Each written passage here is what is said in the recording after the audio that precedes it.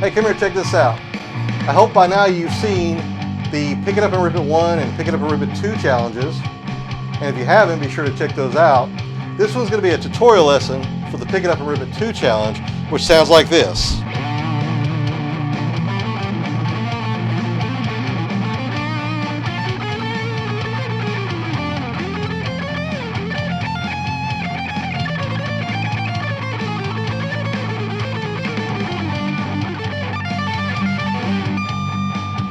Alright, so Pick It Up Rip It challenge number 2 is out. It's been out for a couple weeks now. Of course, Pick It Up Rip It challenge 1 is also out there. So you want to enter those, be sure to hashtag them. Hashtag Pick It Up and Rip It 1 or hashtag Pick It Up and Rip It 2. And if you want to get the tabs for this lesson to see how this is actually played, if you can't follow my sloppy playing, because I know I'm sloppy sometimes, if you can't follow that, then head on over to justpickuptheguitarandgo.com and you, of course, can see that and get those tabs and also get my free 7-day guitar course to help you unlock the fretboard. Now, one thing I like to show in a lot of these lessons is process versus product, because a lot of people are really flashy on the internet, and I think that's great. And some of these people put me to shame. I wish I could play as well as some of them. And I'm working on it, and my goal is to help you work on that as well. But at the same time, I know that there are things that I'm able to do, and there's things that I'm still working on and trying to get better at. And I feel like when I teach students, I'm thinking the same thing, that there are things that they're able to do well, things that they need to work on, and we're going to play to those strengths, and we're also going to work on those weaknesses and kind of bring everything up at the same time. This is one of those leads that is challenging for me, and as I said in a previous lesson, a lot of times I'll write this stuff because I want to challenge myself. Now, I also know it can be daunting to try to play something that is kind of outside your ability level. This one for me is a little bit challenging.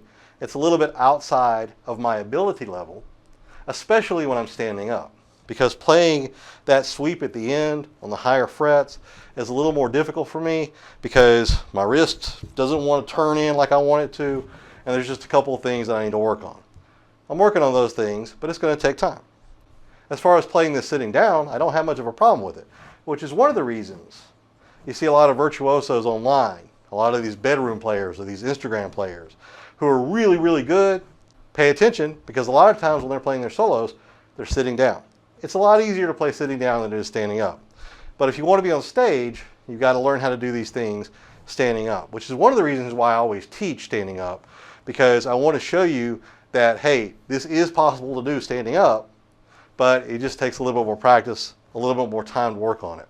Troy Grady has a great channel out there where he talks about this in one of his first episodes, where he talks about how he wanted to enter some kind of guitar contest and he was sitting down and practicing and could do everything he wanted to do, but then when he got on stage, he just flubbed. And I saw a video where Steve Tarenberry, Stevie T, he also did the same thing, where he actually, if you've ever seen his videos, you know he's an awesome player, but he got on stage and he flubbed.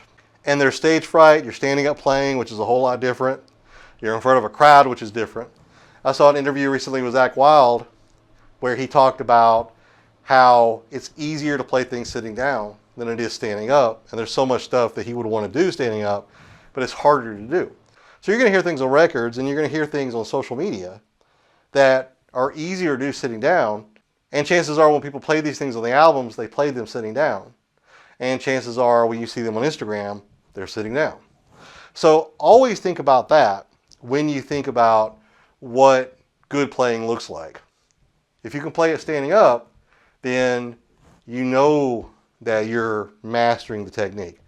You see a lot of older players playing like this, but it doesn't look as cool, right? So we want to take that strap and sling it low. But we don't really need to do that. We could play up here if we wanted to. And it makes playing a little bit easier sometimes as well, especially when we're playing leads. So in this one today, what I'm going to do is break it down for you. Remember, you can get the tabs by signing up at justpickuptheguitarandgo.com, but we're going to go and break it down for you today. And again, the backing track is an F sharp backing track. It should also work over an F minor backing track. And if you want to get that backing track, it's over by Patreon, but you don't have to. You can use any F minor or F major backing track if you want. And you can also, of course, just do this without a backing track at all. But it's going to sound like this. We're going to start here.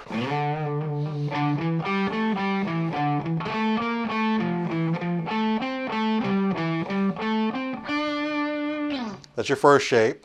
Utilizes those anchor shapes. In this case, on the 6th string, it's going to be at 10, 12, 13. And on the 5th string at 10, 12, 13. And also, we're going to link in to 12, 13, 15 on the 6th and the 5th strings. So we're going to start off playing this. 6th string at the 10th fret. And we're going to go.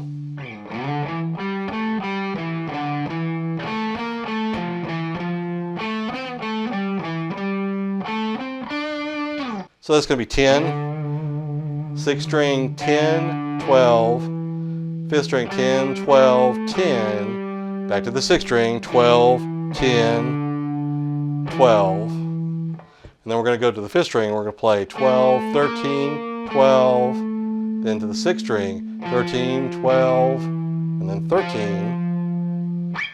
And then to the 5th string we're going to play 12, we're going to play 15, 12, back to the 6th string, 15, 12, 15, then to the 5th string, 12, 15, and then to the 4th string, 12.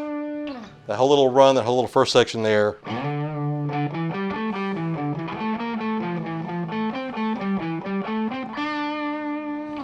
And up to speed and with distortion, and you can put some delay on it and things like that too. It's going to sound pretty aggressive, little intro.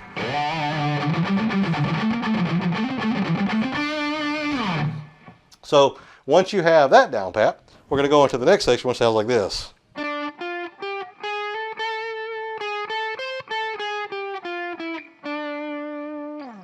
Now there's a blues lick in there because we're actually looking at the blues scale, which starts out on the 4th string and plays like this. And we're going to go ahead and utilize that blue note and play it within the solo. So we're going to go and play on the 4th string. We're going to play 12, 15, 17, and we're going to go to the 3rd string and play the 13 and the 14. Then we're going to go back to the 13th fret on the 3rd string, 14th fret, 17th fret, 14, 13. Then to the 4th string, 17, 15, 14, 12. So it's got a little bluesy sound to it. It sounds kind of like a George Lynch lick. Then we're going to go ahead and continue to utilize that blues lick. And we're also going to add in a harmonic minor note where we're going to play on the 3rd string at 12, 13, 14. Very chromatic. Go to the 2nd string and play 13, 14, 15. And put a little vibrato on that 15th fret on the 2nd string. And then you got a sweep in there that sounds like this. It ends on the 1st string at the 16th fret, which you put a little vibrato on. And of course we're going to start off on the 3rd string at the 14th fret, 2nd string go to the 15th fret, and then to the 1st string we're going to play with my index finger. I'm going to play the 13th fret, and then to the 17th fret with my pinky, then back to that 13th fret. Then with my ring finger, I'm going to play the 16th fret. So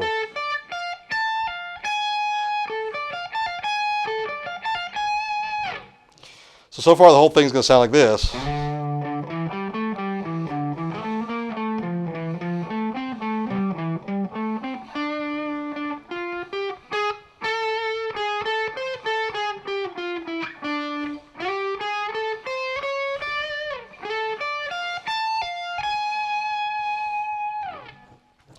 Then next what we're going to do is we're going to do this little run. It's going to sound like this.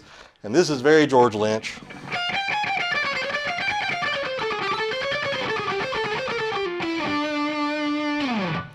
And that right there is going to utilize all those blue notes and harmonic minor sounding notes as well. We're going to start off on the 1st string, and we're going to go ahead and play 13, 15, 16, 16, 13. Then we're going to go to the 2nd string, and we're going to play 15, 14, 13, then back to 14, back to 15, and go back to the 1st string and play that same sequence again, where I play the 13, the 15, and the 16, 15, 13, go back to that 2nd string, play the 15, 14, 13, then go to the 3rd string and play the 14, 13, 12, then back up to the 13, the 14, then back up to the second string, play the 13, 14, 15, then back to the 14 and the 13, go back to the third string and play that 14, 13, 12. And this is where it gets interesting. So after we play that little run right there,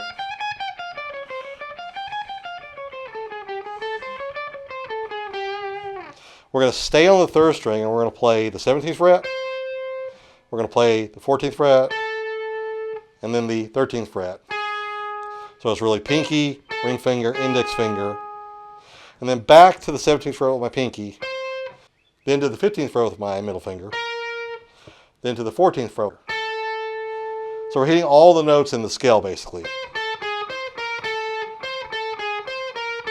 So again, 17, 14, 13, 17, 15, 14. So you got that whole thing.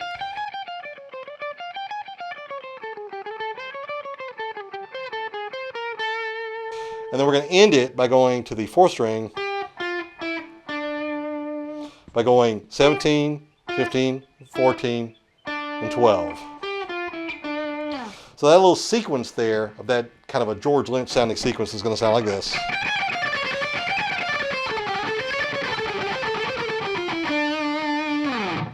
And the last thing is the sweep at the end.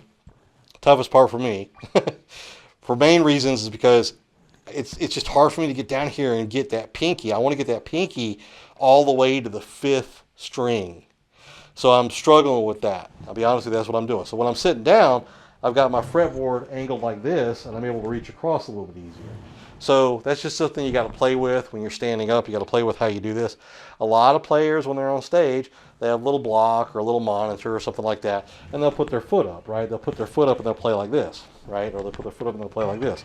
And that's going to allow them to angle that fretboard towards them, so it makes it easier to play. Not every player has to do that, but some players do. Might also help if I lost a little bit of weight and could actually, dig in a little bit easier. You'll also see players who are more athletic, doing things like this. You see Mustaine, he'll take his V and stick it in between his legs when he's playing those higher registers, and he'll be way down here like this, playing like this. So there's all kinds of tricks that people do to pull these things off. You don't have to play leads like this. You don't have to do sweeps higher up on the neck. Matter of fact, if it gets to the point where that's harder to do, no reason to do it, right? We can go ahead and stay in the middle of the fretboard. We can stay away from sweeps if we want to. We don't have to do these things. So if you want to come up with an alternate ending for this, you're more than welcome to. Just giving you some ideas and some things to think about as you're learning these kinds of things. Before that sweep, I like to use my pinky, but you can use your ring finger if you need to. But we're going to go on the 17th fret on the 5th string. Then to the 4th string, we're going to go ahead and play the 15th fret. 3rd string is going to be the 14th fret. 2nd string, we're going to wind up at the 15th fret. And then we're basically going to play that same shape when we do this. But we're going to leave out that chromatic note. We're going to leave out that one. So we're going to go ahead and go to the 1st string. We're going to play the 13th and the 15th. And then we're going to wind up tapping on the 22nd. So again, it's going to sound like this. Right there. So, and then you're going to pull off to the 17th, to the 13th, back to the 2nd string on the 15th, back to the 3rd string on the 14th, then back up the scale, back up to the 2nd string on the 15th, back up to the 13th fret on the 1st string, tapping on the 17th, tapping on the 22nd, pulling off to the 17th, pulling off to the 13th, back to the 2nd string on the 15th, back to the 3rd string on the 14th, back to the 4th string on the 15th, and then landing with my pinky on the 17th fret of the 5th string, and then tapping on the 1st string at the 22nd fret. So slowly it's going to sound like this.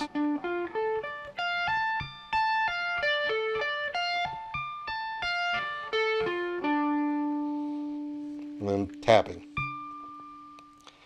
Now, of course, looking over the fretboard and being able to see that and see where it's supposed to be is a little bit difficult. So it's a matter of, figuring out exactly where you want to play. Using your side dots isn't the easiest thing in the world, but it just gives you an idea of where things are. But that's just something you got to play with, and you got to figure it out, right? You got to find those workarounds, those idiosyncrasies that work for you when you're playing things like this. But anyway, over the backing track, you can hear the pauses and kind of the way that I kind of pieced it together. There's places where I want to stop and start. And of course, this backing track changes keys, but I'm still able to play this over it. The mode's going to change a little bit, but basically it still fits. So something along these lines.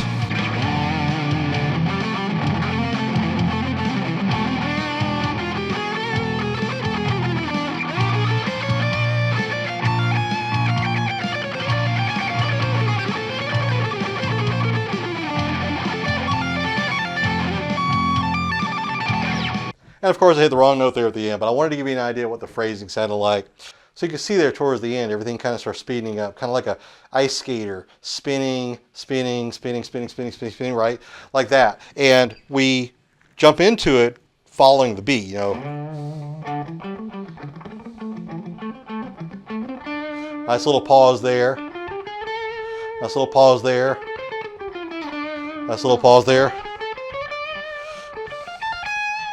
That little part right there, this one that comes in here, it feels like there's going to be a pause there, but instead it kind of ends with that sweepy lick, which kind of breaks the silence of the pause.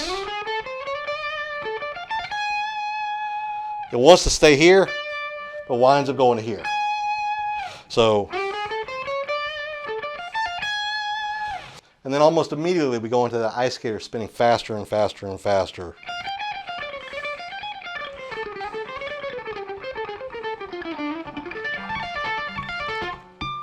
So I need to work on that sweep, but it gives you an idea of where things land and how it starts off kind of a groove, but then just kind of picks up the pace, and it's kind of jaggedy. It's an interesting solo.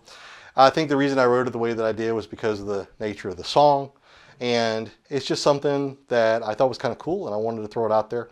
For the next Pick It Up and Rip It challenge, I'm going to make it a little bit slower, make it a little bit more approachable, something more melodic and a little bit slower that's a little bit easier to play, but I'm still going to put in a lot of ideas that are found within the scale shapes, because that's the whole point. The whole point of these solo challenges is to get you picking up your guitar and playing. And then as we look at lessons over these things, then what we're doing is we're going to start breaking down how these things fit within the scale shapes and how you can actually transpose these kind of leads all over the fretboard, which I think is really the coolest part, because once you start using these kind of leads, you can start picking apart licks within these leads. Like that chromatic stuff, I can use that all over the fretboard.